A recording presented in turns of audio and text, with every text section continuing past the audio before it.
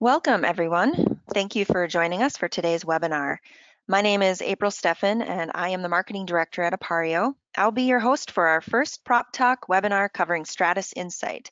Just a little housekeeping before we get started. If you have any questions during the presentation, please type them into the question box or chat section in your GoToWebinar side panel. We'll be sure to leave some time at the end of today's presentation to answer any questions. The recording of this webinar will be up on our YouTube channel later this week. So if you want to go back and reference anything we covered today, it will be available for you. Now, I'm excited to introduce our presenter, Chris Garberg. Chris is the president of Appario Aviation. He has been a pilot for 22 years and currently serves on the board of directors for GAMA and AEA. He lives in Fargo, North Dakota, where Appario is headquartered, and has been engineering and manufacturing innovative, game-changing products for more than 17 years. Many of you are familiar with our trusted line of Stratus products, but for those of you who don't know, Appario also develops a variety of hardware and software solutions for flight data recording and analysis. However, the focus for today's Prop Talk webinar is our new app, Stratus Insight. I will now pass it over to Chris so we can get started with the presentation. Thanks, April. And hello, everyone. Thanks for joining us today. We're going to go over, here's our agenda, what we're going to go over today. I'm going to give you a high-level overview of Stratus Insight. So kind of a 50,000 foot overlay of the land of the app on where to navigate, how to find things. And then we're going to go into some details on the downloads. And then we're going to go into radar forecast, show you how to do the radar forecast tool. And then we're going to go into some aircraft setup. How to start, planning a flight is first thing is to set up an aircraft. So we're going to show you how to do that. Then we're going to go straight from that into some flight planning and use some of the smart flight planning tools we do have within Stratus Insight. And then we'll close out the day with how to submit a PIREP in Stratus Insight. We're also going to be doing a few polls throughout the presentation. And let's kick it off with the first poll. We'd like to know, what electronic flight bag do you currently use? There's a lot of good options out there, but Stratus Insight was launched the end of March, beginning of April of this year, and continuing to develop it, but we'd like to hear what your favorite one is.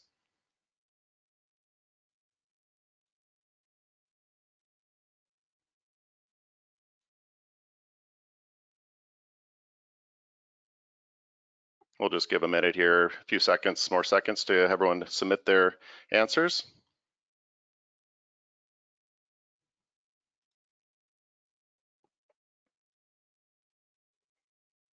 Okay, thanks for submitting that.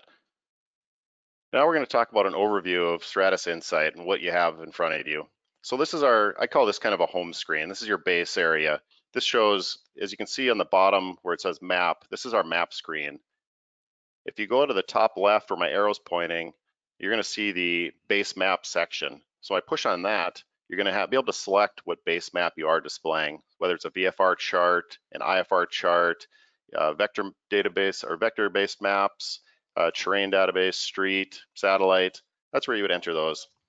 Over from there, we're going to go to this next arrow pointing up to this layers. This is what you're going to see if you want something on top of your base map.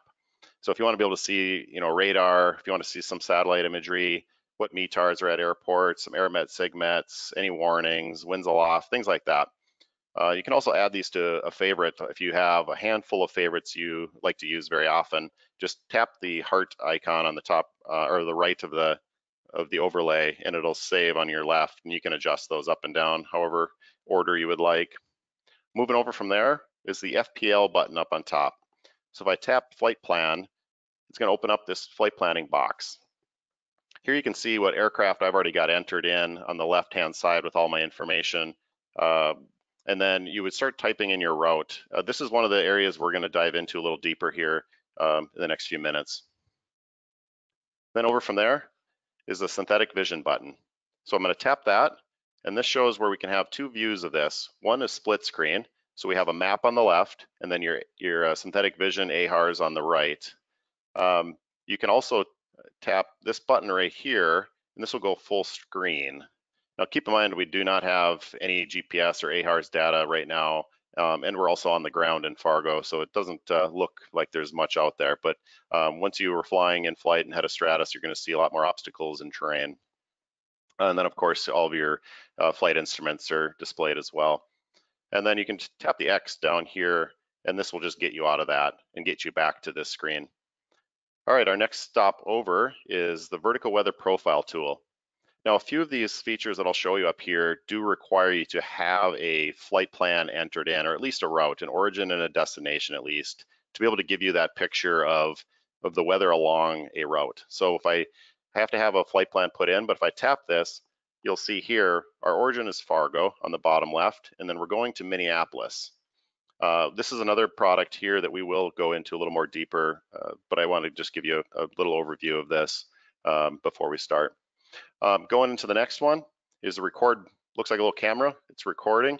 So that's where we can start our track logs. We also can do it automatically through our flight plan, where it'll auto detect takeoff and landing. But if you wanted to do a manual recording and just start whenever you prior to even taking off, you could do that. You can also replay your last track in real time, so you can watch your flight from when you took off and landed on a map overlay, just like you're looking at here. Next, we're going to have our flight plan file and brief button. This is where you're going to enter in your flight plan, or be able to file your flight plan and also get a briefing. So here you can see that I had a flight brief from Fargo to Minneapolis at 3:16 p.m. I also have an email on file in my account, which I'll show you here shortly. And it did email me this same briefing to have in my email inbox. And then this would be the same spot where you could file it. I didn't want to file it because we weren't actually flying this route, but I wanted to show the brief. Next over is our PIREP. And like I said in the agenda, we're going to touch on this at the end on how to submit your PIREP. But when you click on that button, you're going to be able to get this window popped up to add a report. And I'll go through that in a little more detail right at the end. Next is our favorites and our recent flights. So these are all, if I had a favorite, which I do have Fargo to Minneapolis as a favorite, but some of the more complicated routes where you have a lot of departure and arrival procedures that you maybe don't want to have to go and add all the time, you can just reload a favorite flight or a recent flight that you did that maybe are going to redo, or you had one that you entered in before, didn't fly it, but now you're going to fly it, just go and have to use a recent flight. So it's a real quick feature to be able to use that.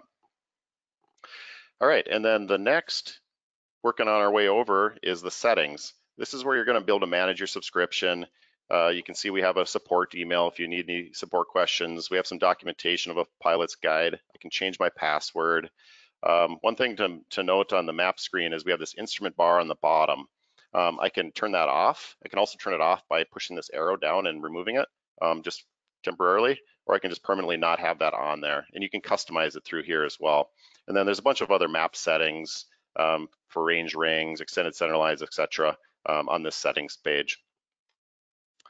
And then the last one on the top right is also another one that does require to have some sort of flight plan put in, an origin or destination, to be able to get a to and from for your terrain profile.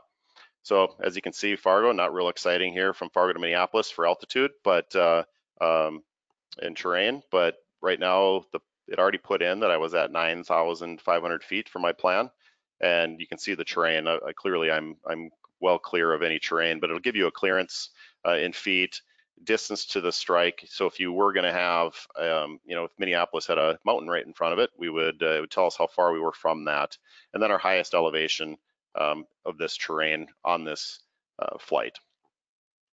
Now we're going to move on down to the map, which we already talked about. This is kind of your main screen. As you can see, it's highlighted with an arrow down there. That's where we're at right now. And then moving over from there, this is a very unique feature to Stratus Insight, is our radio transcription and radio playback. I think we get a lot of questions on this, so I believe we should be doing a webinar of this in the future to really give a good lesson on how the voice transcriptions and radio playback work and how it's beneficial to you as a pilot. But a very unique feature to Stratus Insight is the voice recognition system that we've developed, and the radio playback as well. So here you can see real quick, one of the utterances here, the Moorhead Municipal Airport, automated weather observation, etc. You can tap this play button and actually just listen to it, which is the actual utterance of when you heard, and you can just read it as well.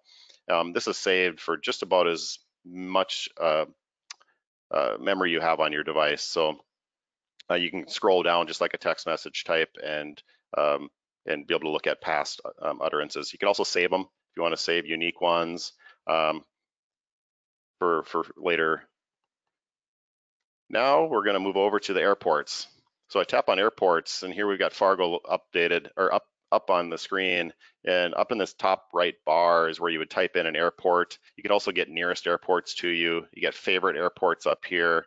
But this is where you're going to get all of the weather information, your frequencies, runways, procedures, if there's any NOTAMs, what FBO and services are had at that airport, along with several things like elevation, fuel, pattern altitude, real quick glance at the communications that are important when you're either coming to or leaving that airport. Next one over from airports is plates.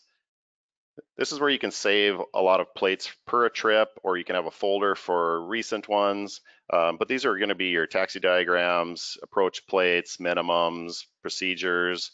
And like I said, you can save those into a format where you can recall them for later, or you can just use them for just the trip that you're going on right now, and then discard them when you're done with that trip if you would like. Next over from plates is your checklists. We do have checklists in here. You can create your own checklist for your aircraft. And this is where you would add a new checklist. We also do have audio playback checklists. So you can tap on an item and it'll play back that procedure for you for that item in that checklist. This one is probably another one we can do a webinar on in the future of uploading a new checklist, creating custom checklists, how the playback works, and how you proceed through a checklist. But I won't go into detail today.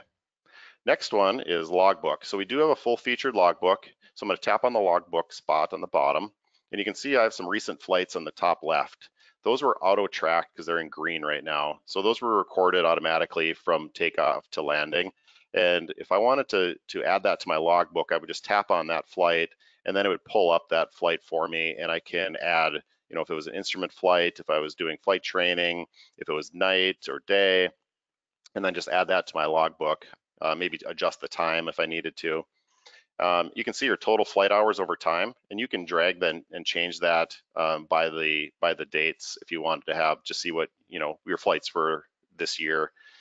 Up in the top right, we got some currency proficiencies. So if your passenger current, night current, instrument current, you also have a spot for medical in here. So you can kind of see your health checklist before you take off if you're good to fly. Bottom right's a really neat one. Again, you can change this by date, but you can see the locations that you have flown. You can see I fly a lot in the Midwest, but you can also zoom in. But it's a really cute, nice little feature that just shows you a picture of where you're flying. Next is our aircraft setup, and we're going to go into this in a little bit, but this is where you would set up your aircraft. And you really only have to do this once, or unless you change aircrafts or upgrade your aircraft to different equipment. But once you set this up, you would just leave that alone. But here I've got 3 aircraft in here. The one selected is the one I fly a lot, but we will show about adding one here in a little bit. All right, last on this overview is downloads. So we implemented a really nice feature recently of automatic downloads. You can we'll go into that here actually, but this is the screen looks like when you do tap on that. You can see in the left you've got your stats of how much storage it takes. You can see in this light blue, that's how much storage Stratus Insight is taking up on my iPad. I also have 27 of 27 databases selected, because you can see on the right, I selected all of them. I have a large iPad that can hold a lot of databases, so I just I select them all. And then you can also see if there's any expired on the downloads, what the total space is that. And then if there's any remaining, meaning there's some that need to be downloaded or they're working on downloaded, you would see how much is left. But the nice thing that we did implement, and I'm going to show you how that works, is the automatic downloads. So automatic downloads, I'm going to go down to the download tab, tap on that, and you can see that the slider here for automatic downloads, I can turn that on and turn that off. If I turn that back on, I can also unselect all, or I can just go and select, unique databases just for where I fly, and just check those boxes. Just do a few here. I'll go back up. Now, if I wanted to, I could just download them all right now, download the selected, or select all databases and download them now I'm all current, so I don't need to download anything. But one nice thing on the automatic updates is if I have that on, I also don't need to have my iPad open and on the app to be able to do those updates. As long as you're under power or have enough power, similar to what iOS does when you're doing automatic iOS updates, it'll update your app when a new 28-day, for example, update comes out. When it looks for those every so often, and it'll start downloading automatically if you have that on. So the next time you go to fly, your iPad is all set and ready to go. And again, if I don't have automatic updates on, I could still select the databases I want and download them now, and then just move on, close the iPad, set it on the counter, and look at some other app if you want, but you don't have to have the app open to be able to do the downloads, which is a really cool feature. All right, we're gonna do another audience poll. What brand of ADS-B receiver do you use? Poll is open. I'll give you a few moments to submit that. You may not use one. Stratus was the first ADS-B receiver to the market, but there's some good ones out there. We just want to hear what you are currently using.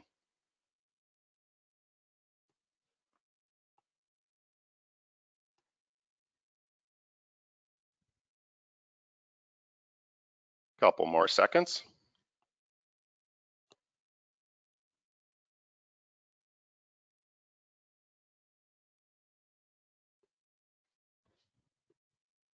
All right, you can see the results on the screen. Looks like Stratus was by far a winner, which makes us happy. Thank you for that. Like I said, a lot of good receivers out there, but we are fond of the Stratus. All right, we're going to move on here to radar forecast. So now we're on the ground, and we're going to take a look, kind of bigger picture of the current weather, but also what's these systems moving and where are they going? How strong are they? So radar forecasting is very nice to see a big picture of these cells. So here I'm going to open up the overlays in the top left, and you can see now I got radar forecast, and I'm going to favorite that because that's a good one to really keep a track on. And you can either add it to the end or the beginning if you had a long list. Like I mentioned earlier, you can pull that around. So now I've got the radar forecast up, and this slider box in the top left with the date stamp, I'm just pressing +1 every second here and just kind of watching the cell move. That way I can, zoom in and leave it stopped at a certain time that's important to me. Or I'll do it here in a minute, but I can just push the play button and then it'll just play through 1 hour at a time until it's complete. You can go out several days in advance as long as the weather service is provided for it right now. So now I'm just playing it. I can also pause it if I want to take a look at that time, move in, zoom out, look around, see what the weather systems are doing. And then when I'm done, I can just push this X box and it'll just actually close that entire overlay.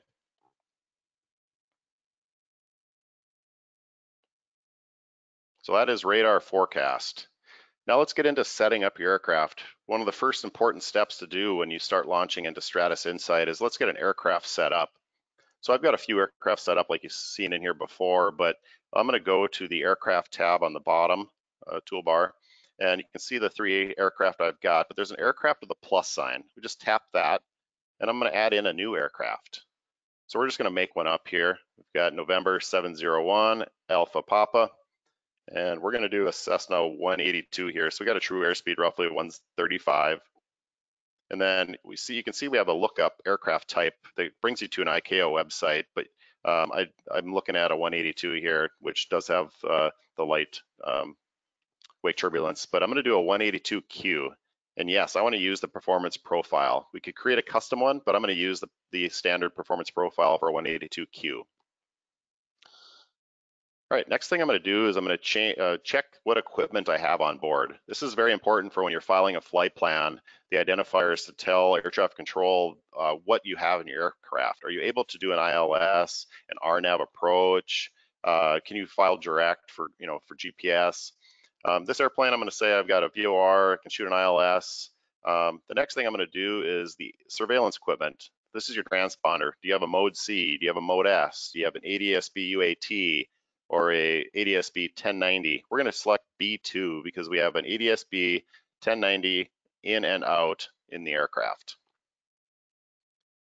And you can see we already set the wake turbulence. We're all using gallons per hour on this aircraft. I don't need the fuel rate because I am using the performance profile of this aircraft.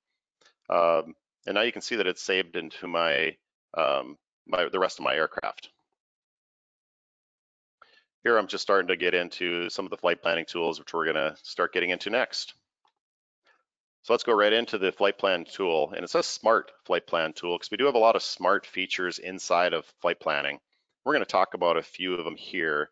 So I'm going to open up the flight plan window, and you can see it now that I have this aircraft. I changed the one from what I just added back to November 228 for Quebec, but I'm going to type in a route here from Fargo, and we're going to run down to Minneapolis, St. Paul. Real quick flight in this Cherokee. You can see it's 193 miles. Got a big headwind, of course, up here. But we're going to take a look at the flight plan here. So I'm going to make sure I've got the right aircraft in, that the equipment is correct and the surveillance equipment's correct. I have the right identifier, and we're using the performance profile of this aircraft. And so that's all I want to check here and make sure. I'm going to edit this or exit this. I didn't make any changes. So we're going to leave it how I had it submitted before. This is the altitude selection tool. And you can see here the different flight levels, because it already knows it's a VFR flight. We're going east from Fargo to Minneapolis. So it's got the right altitudes for me. And I can kind of take a look here at what altitudes Stratus Insights tell me is be a good one. So it looks like some bad weather, and I'm not going to have enough fuel down low. Looks like I could fly anywhere between 5,500. Weather's maybe not as good, and I'm still going to need fuel. But at 9,500, I should have enough fuel. I'm going to have 12 gallons remaining, and the headwind isn't as bad. I'm going to burn 17 gallons of fuel, so that's best economy. So I'm going to use that as my altitude for this flight. And here's where you'd want to fill in the rest of the information for a actual filing the flight plan if you wanted to actually file an IFR or VFR flight plan. So I'm going to change the time from now to 5:30 p.m. And I'm also going to see, I'm going to go back to my altitude selecting tool, and well, here I'm turning on auto detect takeoff and landing. And then I'm going to go back to the altitude selection tool and see if it changed. And it looks like it's about the same. 17 gallons of fuel, 9,500 is a good altitude to fly at.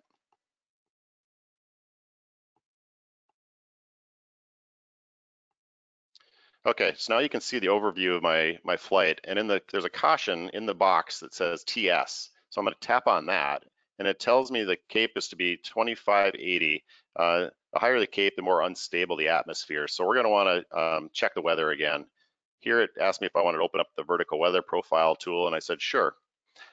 So here is where you're going to take a minute here or a few seconds to load in the weather information into this tool. And you got overlays that you can turn on and off on the left, which I have most of them on except for the icing products. And here on the bottom, you can see where we're taking off from Fargo, and it's at 5:30. I can also see we're going to Minneapolis. We should get there about 7 o'clock-ish. And I can tap any of these airports along the bottom and be able to pull up the airport information. It starts with weather, because that's important on this. I can also get other airport information if I would like. And that's all along the bottom. And this is predicted on when you're going to be at this destination. So this is a TAF and not just a METAR. Here I can zoom in, I can move around if I want to get a better view of a certain spot that I'm at. Now I'm going to go ahead and change my fuel on board from 30 gallons to 20 gallons. And I'll show you why I'm going to do that. Maybe I am taking off with 20 gallons and I had 30 in there as an error. Well, you can see it doesn't have enough fuel. So this fuel icon up here is going to have, in red, and it's going to have open the flight planning tool. So here, again, it's going to take a few seconds for it to load, but I can zoom in on my path. I can find an airport that really matches. It's got good, it shows the fuel prices in here, how many gallons I'll have at that point remaining, what the weather is, their runways. So I'm going to pick this airport, which is Little Falls, and I'm going to add that to my route. I can also get the airport information right there if I want, but I'm going to add that in. And now that just changed my fuel stop to my route, and now I have plenty of fuel to be able to proceed on to my route down to Minneapolis. Now that I changed my route, I want to take a look at the vertical weather profile. And now you can see it's taking me near Detroit Lakes, which has some instrument conditions forecasted. So we'll want to probably go back and actually change a different alternate or change a different fuel stop. So I would bypass that weather. So you can see after that, the weather's pretty decent, but just that area is not so great. All right, now in this flight planning window, I'm going to show you a few things. Here's this flight check button. That's just downloading the current weather and METARs, any NOTAMs that you would have. Down here, I can send this flight plan to an Avidyne IFD. I can file it, I can brief it, I can add it as a new favorite, save it, so for future use.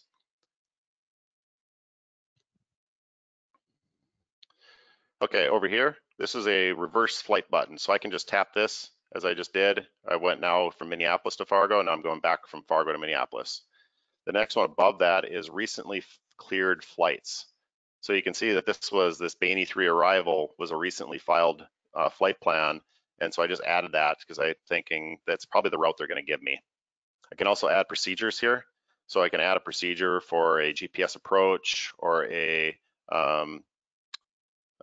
arrival procedure as well. And then here I can get the waypoint by waypoint with my heading, distance, instead of just an overview of it. Again, once I change this arrival procedure, I want to maybe check and see if there's any new weather or new airport information or anything I need for those areas that I'm changing my route to a little bit. I can also take these icons up here and just drag them off the screen to delete them. I can move all those off if I want, or I can just hit this trash can here and it's going to ask me if I want to delete the route, and I did. So now the route is completely gone. So that's an overview of the flight planning and a lot of the smart features we do have in the flight planning tool. Now we are going to do one more audience poll, final last one. Are you equipped with ADS-B out? I hope most of you are aware that January 1st, not July, January 1st of 2020 of this year, there was a mandate there's a rural airspace for ADS-B. So a lot of you probably have equipped, but I think there's some that have not, and we're just curious, have you equipped with ADS-B out or not? You may never, but are you currently equipped or not? We'll just give a few seconds here, and we will move on. And it looks like a lot of you have equipped, which is great. Really enhances safety in the airspace, really help with routing. So good job. Thank you for doing that. All right, we're going to close out here with how to submit a PIREP in Stratus Insight. I showed you in the overview early on here. This is the screen you're going to see when you're submitting a PIREP. And here I'm going to just tap this PIREP open button. And I can change the time from now to back 30 minutes ago of when I seen the report that I'm going to be putting the information in. Automatically loaded in my aircraft call sign, my aircraft type. I can change from GPS position to actual manual position if I moved. Put it back to GPS. MSL of altitude we were at. We're also so we were in moderate to severe turbulence, which was continuous. I pushed over here on thunderstorm. And looks like it's scattered, and there's no icing. You can also put in the temperature. If you had any wind directions and velocity, you can put that in. Any icing, but this doesn't have any icing. It's clear. If I click to agree, that means I am understanding this information correct. I am the pilot or second in command, and I'm sending this to Lockheed Martin Flight Services, but we do not want to do that. So I will say no, and then I can just close out that PIREP window. One thing to keep in mind on submitting a PIREP is you do need to have a data connection. So either a cellular or some sort of in-flight Wi-Fi to be able to connect to the flight service to be able to submit that PIREP. And then within usually a few minutes, it'll show up on your screen as long as you've got the PIREP overlay selected. You'll be able to see that PIREP and others that had submitted PIREPs as well. But just make sure you remember it's got to have some sort of data connection to be able to submit those. It does not do that over ADS-B right now. So that's how to submit a PIREP. We are coming to the end, so I'm sure you would have some questions we would love to answer, and we will wait some minutes here and we'll answer some questions before we wrap up the webinar. Thank you, Chris. Yes, we have received a few questions here. So we'll go through and read a few for you to answer. If you want to jump back into your PowerPoint to show any screens, feel free, but some of these might just be quick answers. Feel free to continue to enter your questions into the question or the chat field. Let's start with this one. Chris, this is a quick question. Is the app designed for portrait and landscape view on a tablet? Yes, on an iPad, it does do, now keep in mind this is an iOS only product right now, but on an iPad, it does go to landscape and portrait. On an iPhone, it is in portrait mode, but an iPad can go back and forth. Okay, here's a question about the radar forecast data. Where does that data come from? Is it a product available on the NWS Aviation Weather website? Yes, it is a National Weather Service product, so we are pulling in that that product automatic. We don't create that ourselves. We're just displaying it in an easier read format. Okay, another question here about overlays. Near the beginning when you were showing overlays, is there a way to set certain overlays as a default to always be visible? We do not have a default overlay button right now. We have it where there's favorites, but you do have to go turn on those favorites. But yeah, we don't have it where there's a default one on it all the time. But that's a good feedback for the development team. Thank you for that. Here's a question about the weather profile window. What do the numbers at the top of the window mean below the time? I will have to go back and see if I can get to a spot where I can see that.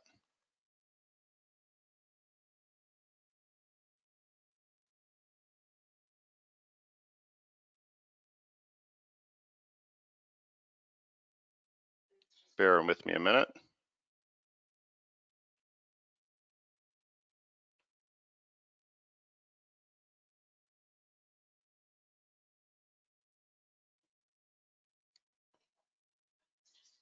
Okay. We may have to submit a question to the support team on this one. I think that actually is that CAPE reading, which it shows the atmosphere stability, but I may be talking out of terms on that one. I would have to, we can submit that as a question to our support team and get the correct answer for you. Okay, there's questions about subscription cost and if there's a 30-day free trial. Yeah, good question. So right now we are running a 30-day free trial. So we do have two subscription plans for time, but not, so all of these subscriptions, so we have a monthly subscription, which is $9.99 a month, and then an annual subscription, which is $99.99 a year. That includes everything that you see in Stratus Insight. There's no premium, pro, plus, anything like that. So this is all in plan, but you do have two payment options for monthly or annual, which is a great feature, and it's all controlled right inside iTunes that you can start and stop those subscriptions. And then again, the free 30-day free trial, and then your subscription would start after that 30 days unless you canceled it. So I encourage you to give it a try. There is a question. The comment is that the app is new and we're calling it new, but this gentleman finds it confusing that in the App Store there are reviews that are 1 to 2 years old. Can you explain the history there?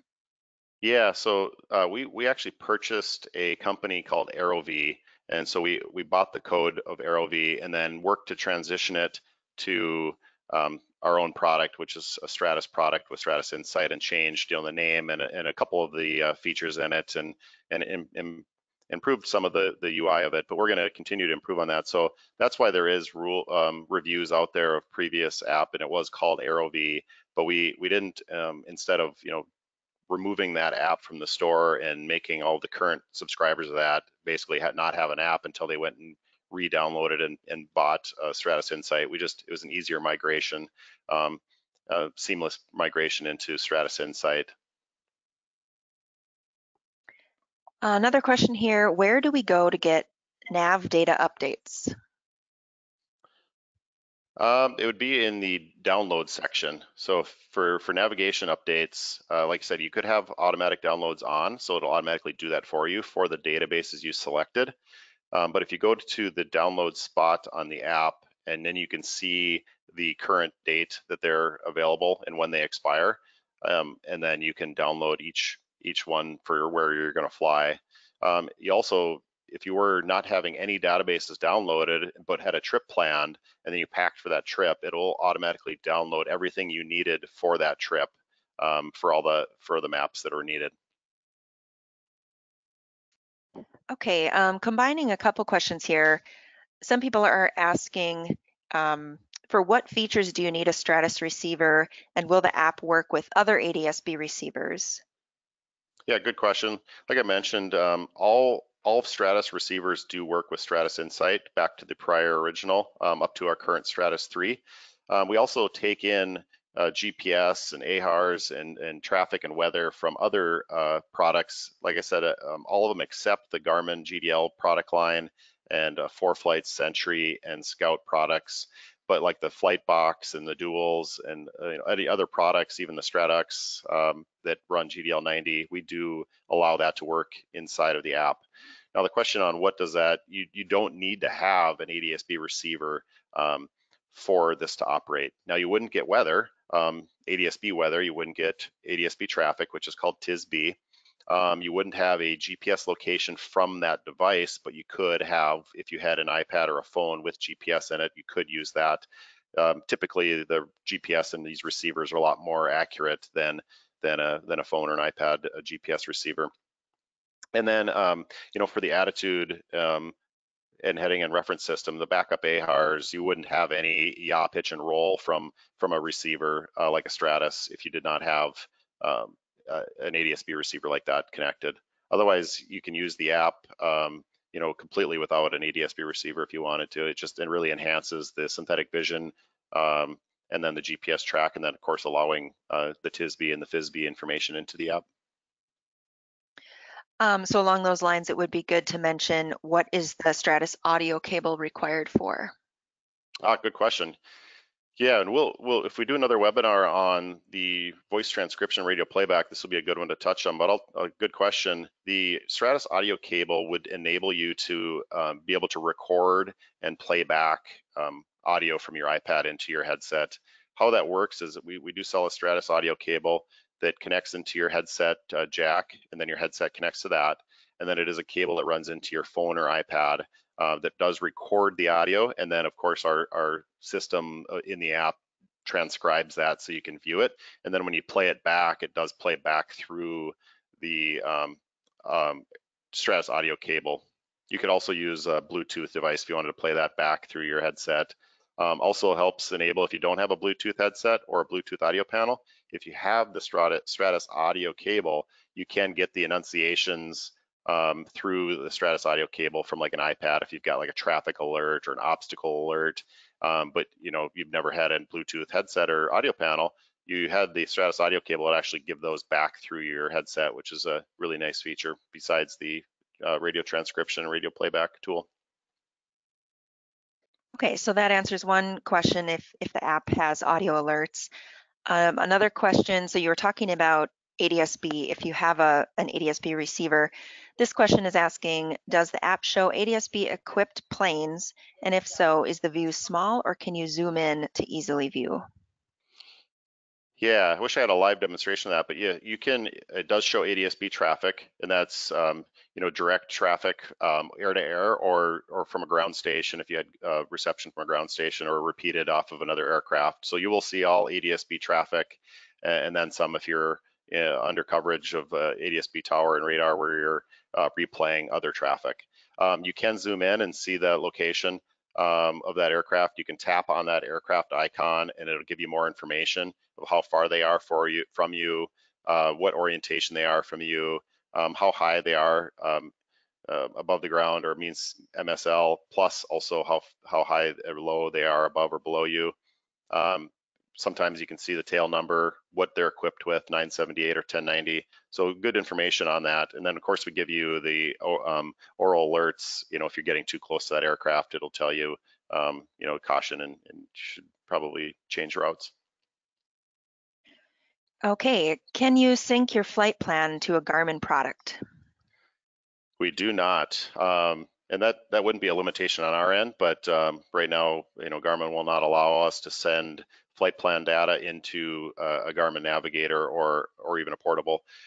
We do sync with an Avidyne IFD, so the 440, 540, 550 line of products.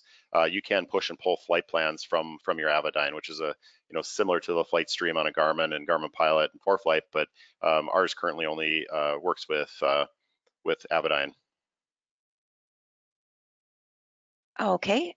Does this show approach charts and aircraft position?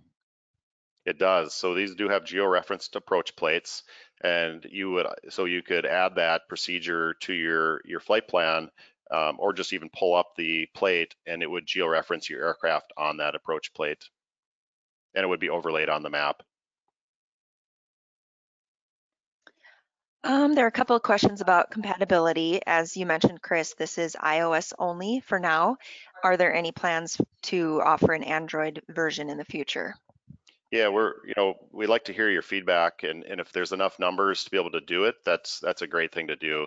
Now, the reason that we haven't in the past now is that's what we acquired was an iOS-based app, and it does take really about double the work, and it's a different developer to be able to create an Android platform, and we want to be able to support the customers with a great experience. So focusing on the one right now is a good idea to make sure you guys are, on the iOS users at least, seeing a very good product. And if we've got a lot of demand for an Android application, and the business case makes sense, we would absolutely make an Android app if we heard from you guys enough to say this is what I would use it for.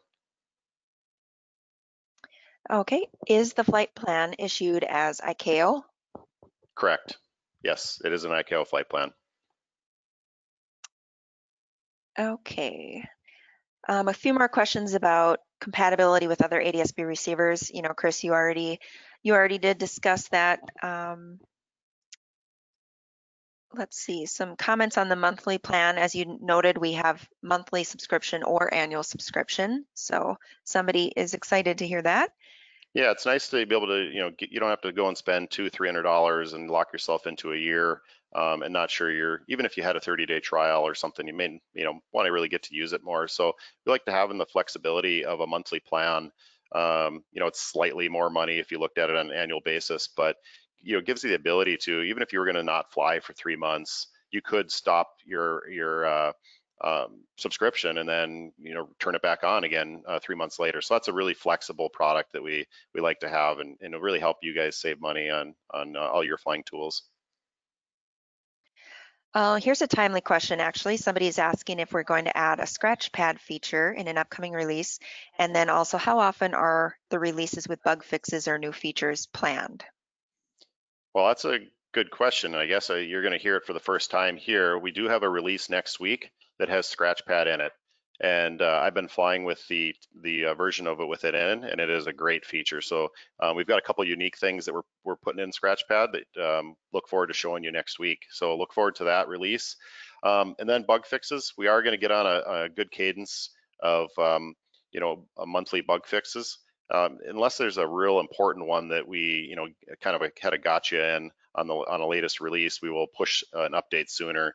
So, sometimes you have your iOS devices set for automatic updates, but like mine, but keep in mind we will be updating often. Sometimes it could be in a week, but usually try to do monthly updates. Same thing with larger features. Those are going to be every month or every couple months when you have a new feature like a scratch pad or something else that's coming down the line. That'll be a little longer apart.